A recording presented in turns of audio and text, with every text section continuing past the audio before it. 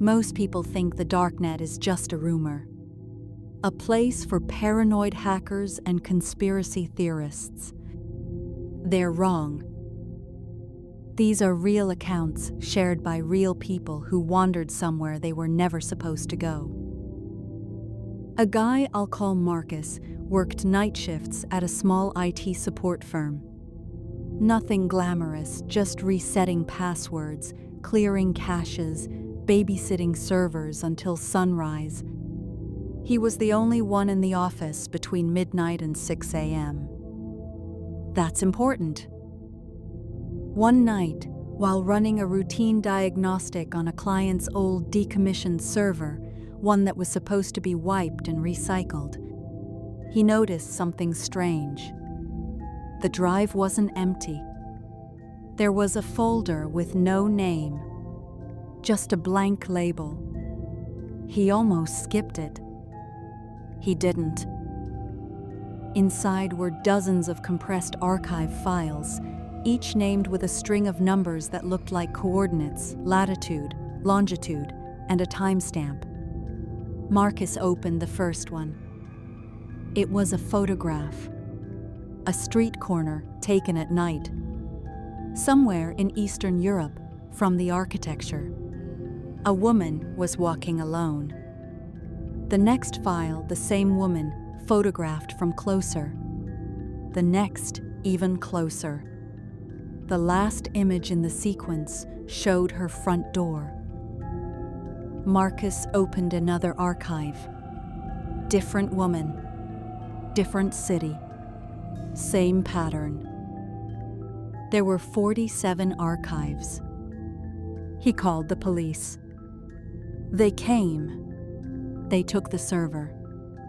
They never told him what they found.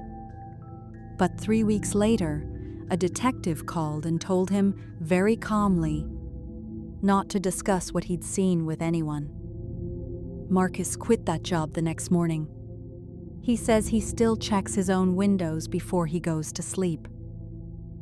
What unsettled him most wasn't the photos themselves. It was the metadata. Every single image had been accessed not by the original user, but by someone else. Remotely. Regularly. As recently as the night Marcus had plugged in that drive. Someone had been watching him. Look at those photos. In real time. This one comes from a woman named Cassie. She was a graduate student in criminology, writing her thesis on online black markets. She knew what she was doing, or at least she thought she did. She'd set up a clean virtual machine, masked her connection, the whole setup. She wasn't looking for anything illegal. She just wanted to document how these marketplaces operated. She found a forum. The kind that doesn't advertise itself. The kind you reach through a referral link buried inside another forum. Most of it was mundane darknet stuff, counterfeit documents, gray market pharmaceuticals. But there was one sub-forum she almost didn't notice. It was called the inventory. The listings inside didn't sell products. They sold access. Access to what, exactly, wasn't spelled out, but each listing included a city, a general neighborhood, and a price. Prices ranged from a few hundred to tens of thousands. One listing stopped her cold. It listed her city, the name of her district, and a building description that matched almost exactly the apartment complex where she lived. She closed the laptop, sat in the dark, tried to convince herself it was a coincidence. She went back the next day. The listing was gone. But there was a new one. Same city, same district. This one included a detail she hadn't seen in any other listing. A description of an interior. A single room with a window facing a courtyard. a bookshelf on the left wall, a desk with 2 monitors. That was her room.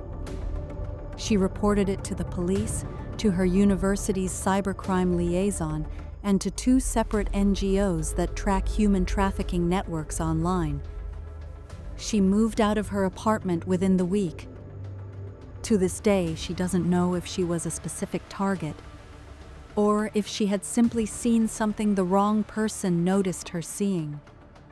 She says both possibilities keep her up at night equally. There's a story that circulated on a private cybersecurity forum posted by a penetration tester who went by the handle Graywire. He specialized in what he called dark reconnaissance, monitoring illicit networks on behalf of law enforcement clients. He'd seen a lot. He was not easy to rattle.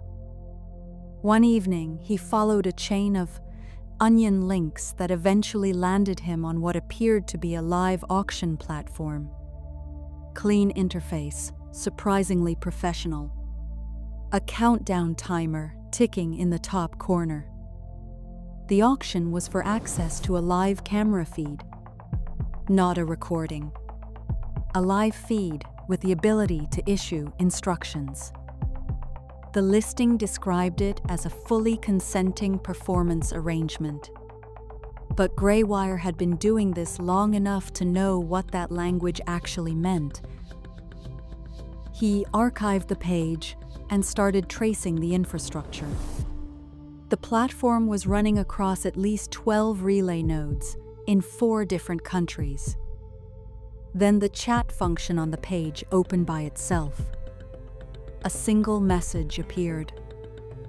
You've been watching for 11 minutes. Place a bid or leave. Graywire disconnected immediately. He'd used a hardened virtual environment, multiple layers of anonymization. There was no way they should have known he was there. He spent the next 3 days auditing his own system, convinced something had slipped through. He found nothing. He passed everything to his law enforcement contacts. What came back was brief. The platform had been active for at least 2 years before this. Estimated revenue in the millions. No confirmed arrests. What disturbed him most, what he kept returning to in his post, was the 11 minutes. That was exactly how long he'd been on the page. He had not logged in. He had left no trace he knew of. But someone had been counting. This story was shared anonymously by a woman who worked at a mid-sized logistics company. I'll call her Renata. Her job involved flagging irregular shipments packages with suspicious routing histories, mismatched documentation, that kind of thing. Mostly it was boring. Mostly it was paperwork. One afternoon, a package came through her desk that had been flagged by an automated system for multiple rerouting anomalies. It had changed hands 14 times across 7 countries over the course of 3 weeks. The declared contents, ceramic tiles. The declared weight didn't match. The sender address didn't exist. Standard procedure was to quarantine and report. Renata did that. While she was filling out the digital form, she noticed the package had a small secondary label, not the official routing label. A handwritten one, barely visible under a strip of tape. It was a web address. Handwritten. Clearly meant to be found by whoever processed the package. She shouldn't have typed it in. She knew that. She typed it in. It led to a simple web page.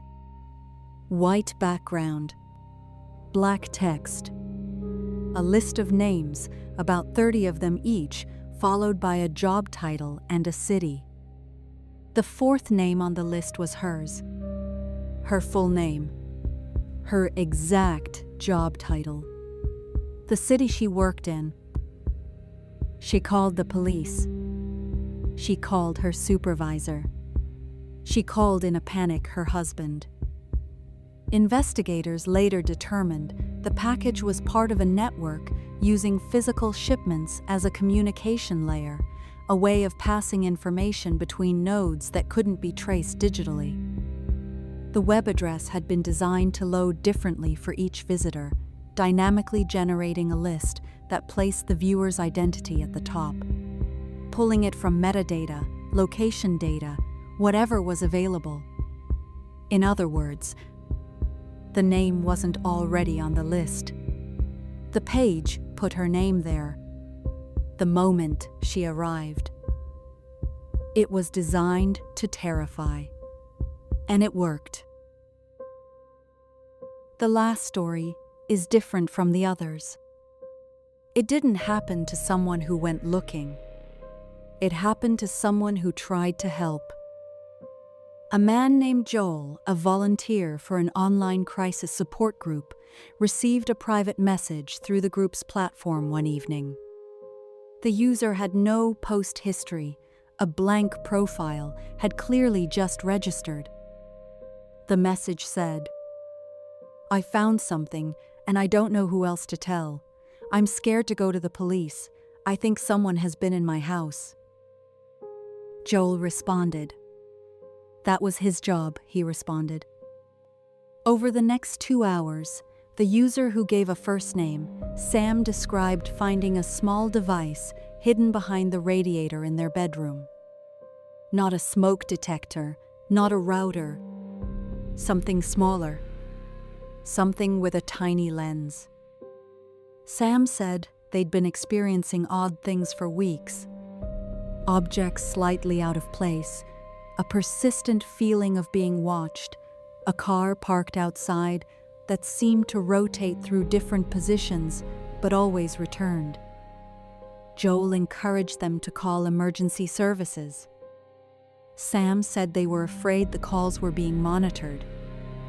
Joel asked where they lived, not for an address, just a country to direct them to local resources. Sam went quiet for several minutes, then sent a message that said only, "There's someone outside right now." Joel urged them to call police immediately, to go somewhere public, to not be alone. Sam sent one more message. "Thank you for talking to me." And then the account was deleted. Not deactivated. Deleted, completely purged from the platform, as if it had never existed. Joel escalated to the platform's safety team. They found no record of the account. No IP log. No registration timestamp. Nothing.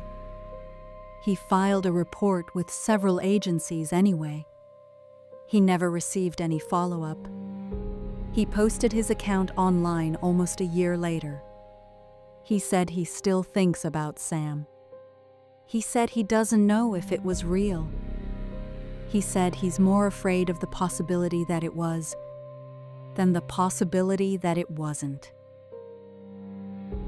The Darknet isn't a myth. It's a mirror. And sometimes, when you look into it, something on the other side looks back. If any of this felt too close to home, good. Write in the comments if you have ever found files on your computer that you definitely did not create. I will read everything.